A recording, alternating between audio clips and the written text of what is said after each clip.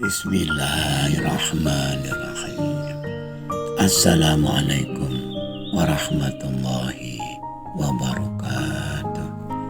Wahai anak-anakku, murid-muridku yang senantiasa dirahmati oleh Allah Subhanahu wa Ta'ala, marilah kita lanjutkan pelajaran kita, ngaji belajar murid. Kali ini kita membahas mengenai memahami makna baru.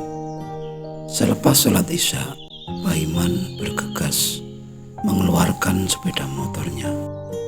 Tak lupa ia membawa tikar, termos air panas, dan termos tempat nasi, dan beberapa snack. Ditatanya semuanya serapi mungkin.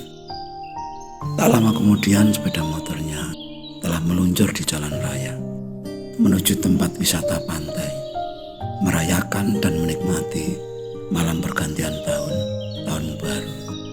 Dia ajak istri dan anaknya, Temon, yang berusia 6 tahun. Sengaja dia bawa tikar dan perbekalan dan snack agar lebih hemat biaya. Dia maklum akan kelasnya, yaitu masyarakat kelas bawah. Baginya yang penting dapat menikmati malam tahun baru sebagaimana para tetangganya yang lain, menikmati suasana pantai dan hingar-bingar semburan kembang api yang warna-warni menghiasi suasana malam di pantai itu. Baginya itu pun sudah sangat menggembirakan, tidak peduli dengan himbauan sebagian ulama agar jangan menikmati malam tahun baru Masehi karena hukumnya makruh. Bahkan ada pula yang mengharamkan karena biasanya identik dengan pesta hura-hura, mabuk-mabukan, dan maksiat yang lain. Bagi Pak Iman, yang penting dia tidak begitu.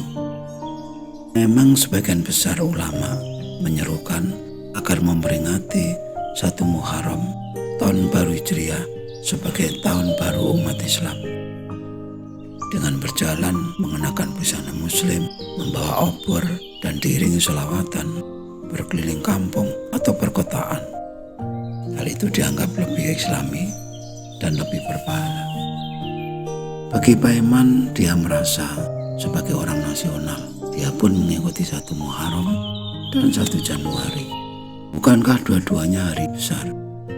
Dan kalender pun mencantumkan dua-duanya sebagai tanggal merah. Pak Iman tak mau terpengaruh mereka yang anti 1 Januari atau anti 1 Muharram, dan dia pun tak mau menyalahkan mereka. Dia merasa telah nyaman dengan pilihannya sendiri. Dia ingin menjadi apa adanya dirinya, tidak peduli komentar orang-orang bahwa dia orang abangan yang sama sekali tidak agamis. Yang jelas dia tidak mau dan tidak berani mengaku-ngaku sebagai orang baik. Terserah apa kata orang, katanya. Wahai anak-anakku, murid-muridku, pernahkah kalian berpikir, merenung, berpikir agak mendalam mengenai kata baru? Rumah baru, mobil baru, motor baru, baju baru, sepatu baru, pacar baru, istri baru, suami baru, atau bahkan mungkin pemikiran-pemikiran baru, kesadaran baru, atau semangat baru. Lalu, kata baru itu sendiri apa? Bila dikatakan bajuku baru, mungkin karena baru dibeli dari toko. Tapi tahukah kita, di toko itu mungkin baju itu telah dipajang berminggu-minggu atau mungkin berbulan-bulan. Demikian juga dengan mobil, motor, sepatu, dan seterusnya. Apakah arti baru itu berarti baru kita miliki? Lalu, baru itu berlaku untuk berapa lama? Baju baru setelah 1 bulan, apakah masih baru? Pengantin baru setelah 1 tahun, apakah masih baru? Dan apakah yang baru itu selalu lebih baik? Ibu tiri adalah ibu yang baru, menggantikan yang lama. Benarkah dia lebih baik daripada yang lama? Sekali lagi marilah kita renungi makna baru.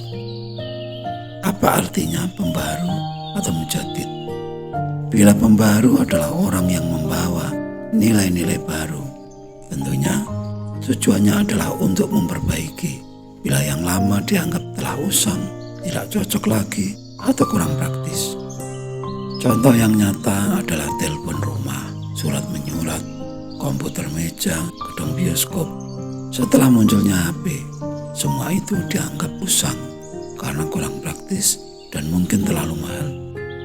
Anugerah akal yang diberikan oleh Tuhan pada manusia memang dirancang untuk mengatasi kemajuan zaman yang memang dinamis atau selalu berubah dan berkembang. Sesuatu yang dahulu dianggap mustahil atau tidak mungkin terjadi atau terwujud. Oleh perkembangan ilmu pengetahuan dan teknologi menjadi serba mungkin. Sekarang dapat kita lihat berapa banyak atau serba mal-mal dan plaza-plaza yang megah harus gulung tikar. Semenjak munculnya pasar online, belanja ke plaza-plaza besar dan megah dahulu menjadi kebanggaan atau simbol gengsi yang luar biasa mewah dan glamor. Sekarang dianggap kurang praktis dan boros. Apakah munculnya perubahan-perubahan baru seperti itu kita anggap baik atau buruk? Terserah kita. Selama ini peringatan datangnya tahun baru selalu diperingati secara besar-besaran. Bukan hanya mereka yang tinggal di perkotaan, bahkan yang di pedesaan pun tak mau kalah karena kemajuan teknologi. Hanya sayangnya, datangnya tahun baru tidak selalu diiringi oleh pemikiran-pemikiran baru, kesadaran baru, sehingga tidak banyak perubahan baru ke arah yang lebih maju atau lebih baik. Contoh dari hadirnya pemikiran-pemikiran baru atau kesadaran baru adalah mengerti akan tujuan dari segala sesuatu tindakan. Mengapa tindakan itu harus dilakukan? Bila pikiran lama kita mengatakan harus makan enak, maka pikiran baru berubah menjadi enak makan. Makanan yang enak-enak biasanya harganya mahal, sedangkan enak makan adalah kondisi di mana kita lapar, badan sehat, dan tidak stres. Maka makanan apapun menjadi enak untuk dimakan dan tidak harus mahal. Dan bila tujuan makan adalah kenyang, maka itu pun telah tercapai. Demikian halnya dengan rumah. Apa tujuan kita punya rumah?